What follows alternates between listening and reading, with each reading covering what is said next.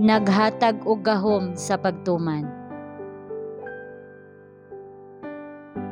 Roma Kapitulo 5 versikulo 19. Kay ingon nga pinaagi sa pagkamasukihon sa usa ka tawo ang daghan gihimong makasasala, mausab pinaagi sa pagkamasinulondon sa usa ang daghan gihimong matarong.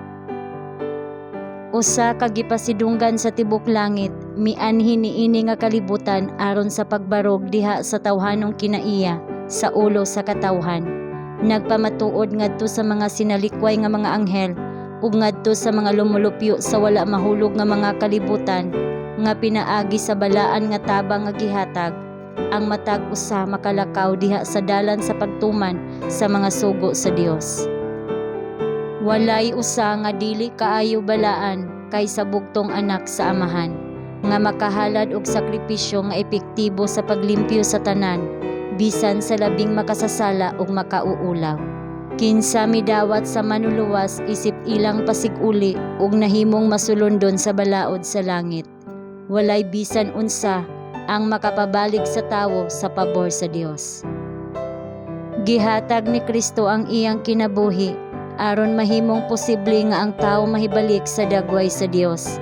Kini mao ang gahom sa iyang grasya nga nagdani sa mga tawo sa pagsunod sa kamatuoran.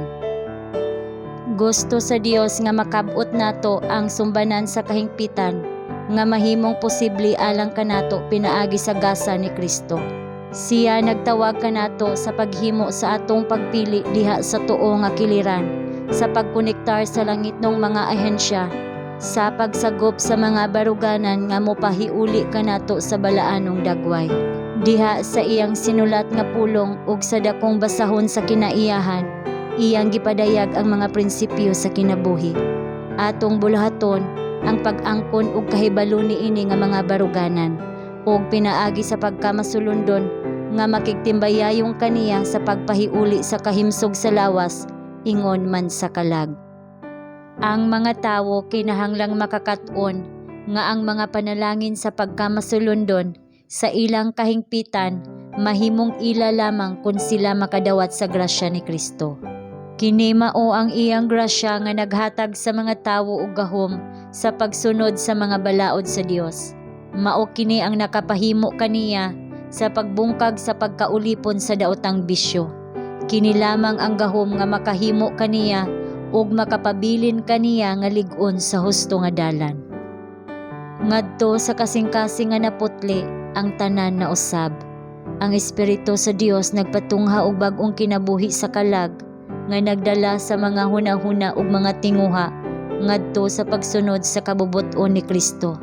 Ug ang sulod nga tawo gibag-o diha sa dagway sa Dios.